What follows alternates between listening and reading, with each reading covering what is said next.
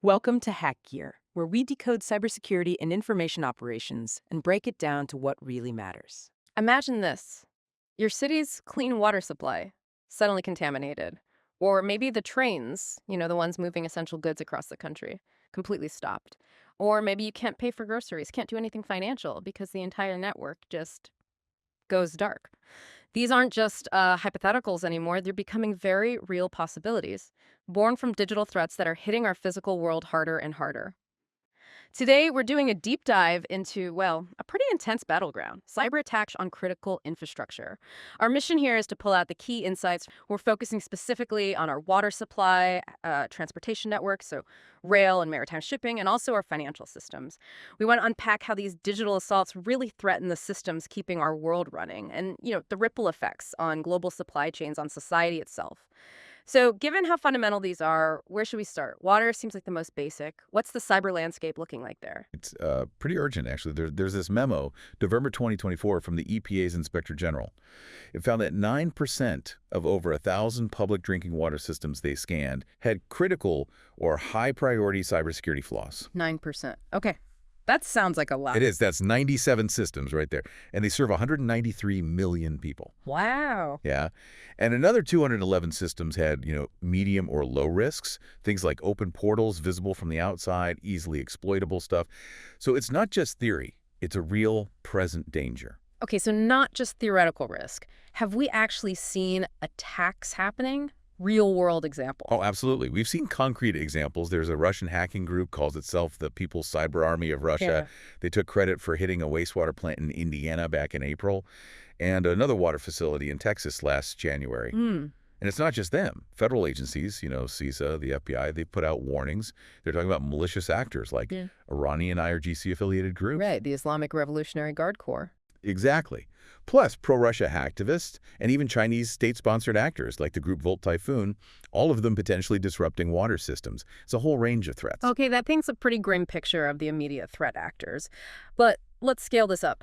What if these vulnerabilities get exploited massively? What's the long-term impact on us, just everyday citizens? Well, if they're fully exploited, you could see service disruptions, obviously, but also actual physical damage that might be irreparable, that directly affects public health. Communities losing clean water access, it's serious. And economically? The economic side is staggering. There's a nonprofit, the U.S. Water Alliance. They estimated a one-day nationwide shutdown of U.S. water systems. Just a one day. Just one day. Could mean $43.5 billion in lost sales and $22.5 billion in damage to GDP. That's huge. It is. And the EPA even predicted that a single day of disruption to just California's state water project, that would cost the state $61 billion in revenue. 61 billion for one state, one day. Exactly. It shows how a cyber incident can just cascade economically. It's a fundamental service we barely think about. And beyond the money, think about the psychological cost. Public trust in basic services starts to erode. You can see behavioral changes, kind of like after 9/11, but focused on infrastructure reliability. So why are so many systems, these vital systems, so vulnerable? What's the root cause? A big part of it is structure and funding. We have around 152,000 public drinking water systems in the U.S. Many operate independently. And they often just don't have the money or maybe the specialized expertise to implement really robust cybersecurity, especially if they're running on older pre-internet tech. Right, the legacy systems problem. Exactly. In fact, the EPA found that over 70% of the systems they inspected since September 2023, they weren't complying with the 2018 law. That law required them to update risk assessments and emergency plans. The EPA even warned last May about alarming vulnerabilities, stuff like not changing default passwords. Basic stuff, really. Yeah, basic but critical. Often it boils down to economics. Small utilities don't have big budgets for IT upgrades. There's some funding, like from the American Rescue Plan Act, but it's maybe not enough or not reaching everyone. Plus, historically, the EPA relied on CISA for cyber reporting, not direct enforcement themselves. That might point to a kind of systemic gap in oversight, too. Okay, let's shift gears. Moving from water to the flow of goods and people. Rail transportation. How vital is rail and what cyber threats are hitting the tracks? We often hear rail called the economic backbone, right?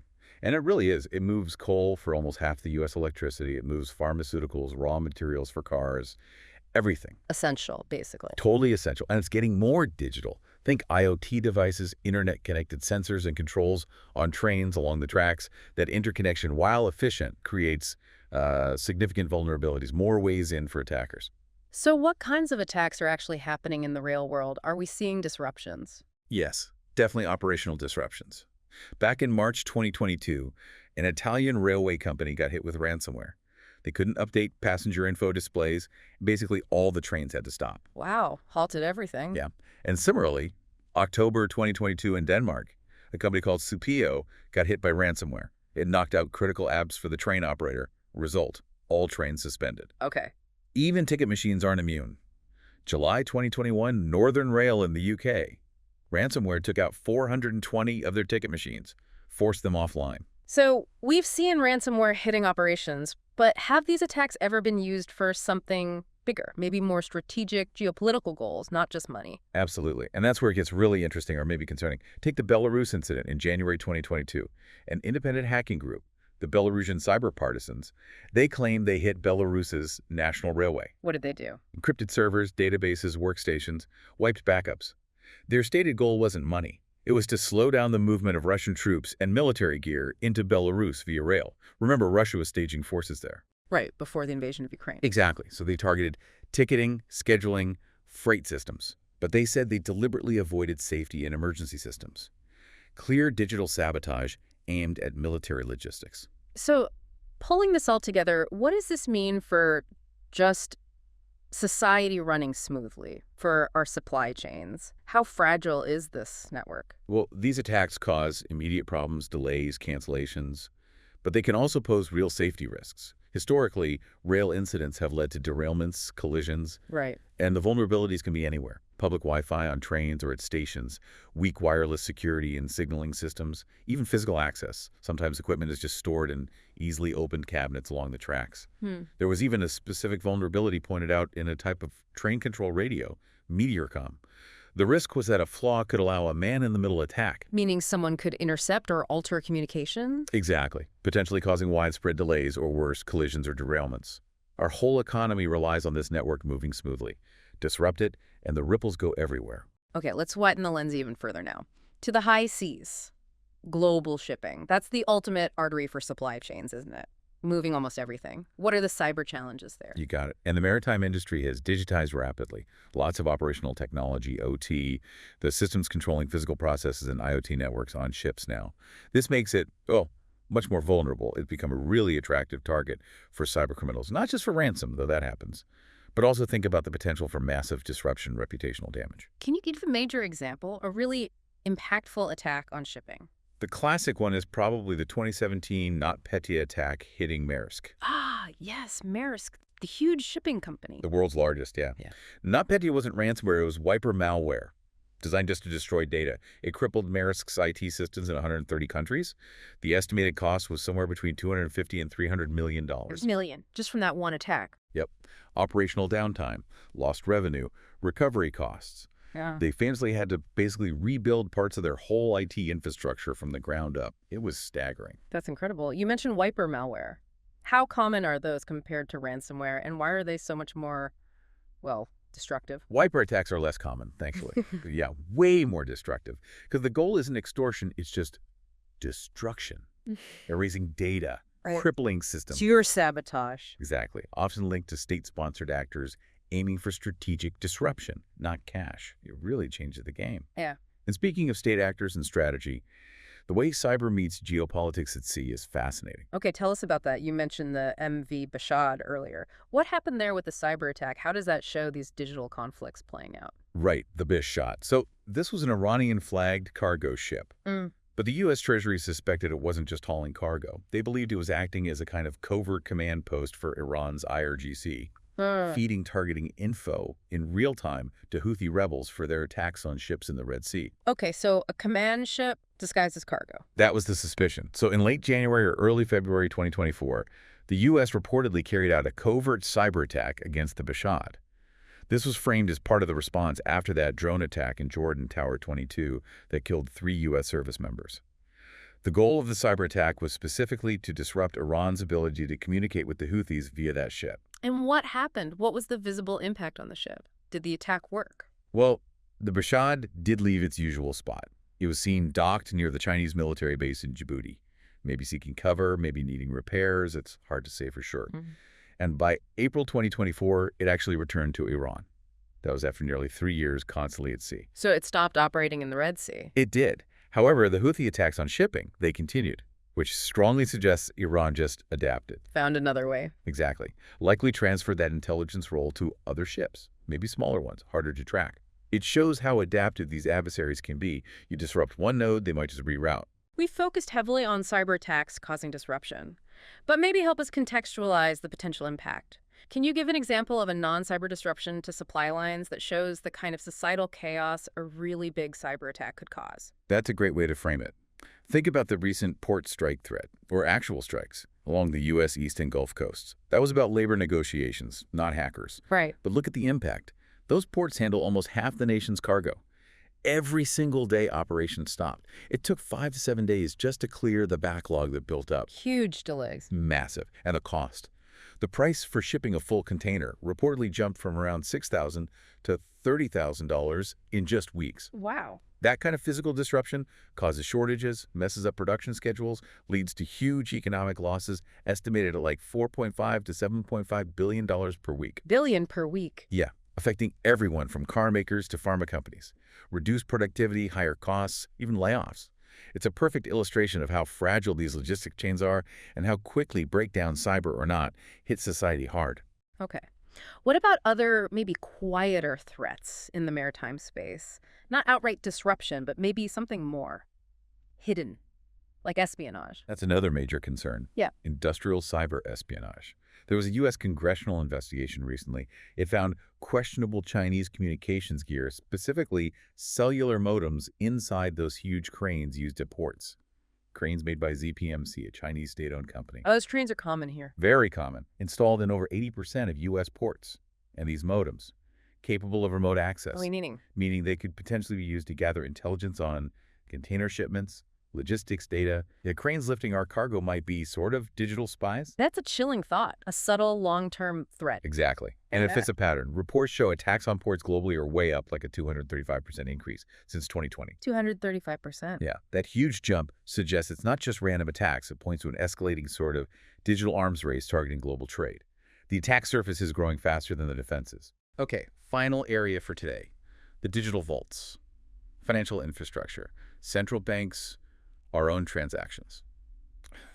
These have to be prime targets, right? Oh, absolutely prime. The entire financial sector is incredibly attractive. Hackers might want to steal data, commit fraud, or just disrupt services maybe as a form of economic warfare. What kind of losses are we talking about? Just in the U.S. financial sector, over $12 billion in losses from cyber incidents since 2004. And specific threats are surging. Ransomware is huge.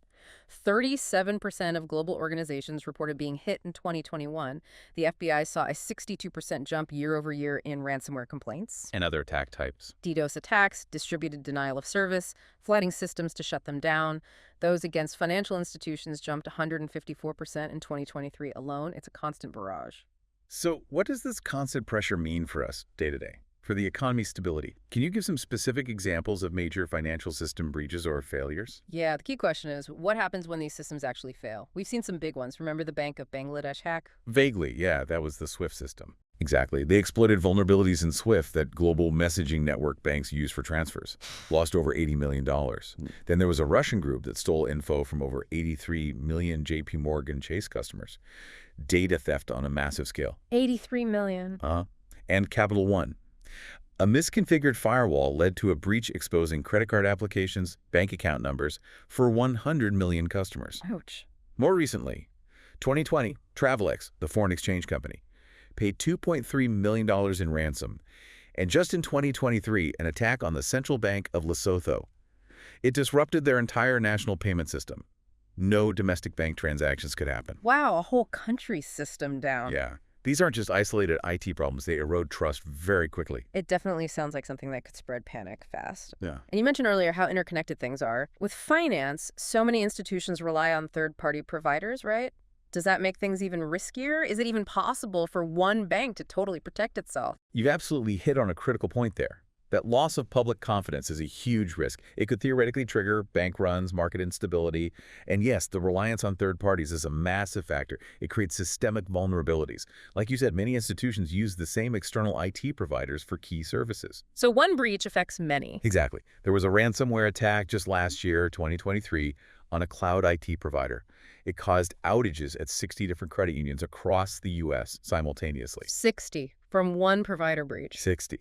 It perfectly illustrates that individual defenses, while crucial, aren't enough. This really demands a systemic, collaborative approach across the whole sector, sharing threat info, coordinating defenses. Okay. This whole conversation, this deep dive, it really paints a stark picture, doesn't it? The digital battleground is right under our feet, affecting everything. Water, transport, money, it's all connected. A vulnerability anywhere really can cause problems everywhere. It really can. And the scale is immense. There's a report, Economic Impact of Extreme Cyber Risk Scenarios. It put the cost of cybercrime alone at $1 trillion a year back in 2020. $1 trillion a year. Yeah. And its scary part is, as you said, innovation and our reliance on digital systems. They're just moving faster than our ability to secure them. The attack surface keeps growing. So the big question is, how do we protect ourselves effectively? Right. So, given everything we've discussed, what does this mean for actually building a resilient future? What are the key actions, the takeaways? Well, the warning signs for some kind of cyber 9/11 event are definitely there. Securing these systems isn't just IT. It's public health, economic stability, the basic functioning of society. Experts keep stressing cyber resilience, continuous vigilance, a defense-in-depth strategy, basically, multiple layers of security. Things like regular security assessments, definitely multi-factor authentication, having really solid incident response plans ready before something happens. Yeah. And collaboration is key between industries and with government agencies like CISA and the EPA, sharing information, working together. And investment too, I assume. Absolutely. Things like the $27 billion from the bipartisan infrastructure law for modernizing the grid, and laws like CIRSAIE, that's the Cyber Incident Reporting for Critical Infrastructure Act.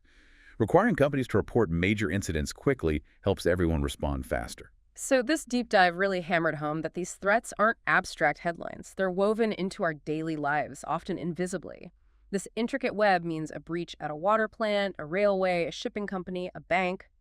It can cascade into real-world chaos, affecting store shelves, your finances, everything. Exactly. And that interconnectedness means we have to see these vulnerabilities not as isolated problems, but as like a single unified front in an ongoing information war.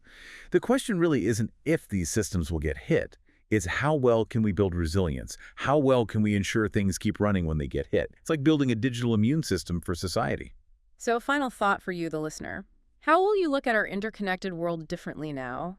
Knowing the incredible stakes of this invisible conflict, and maybe understanding that protecting these critical systems, it's really a shared global responsibility that, in the end, touches every single one of us. If you enjoyed this fact-check discussion, be sure to like and subscribe to Hack Gear for more.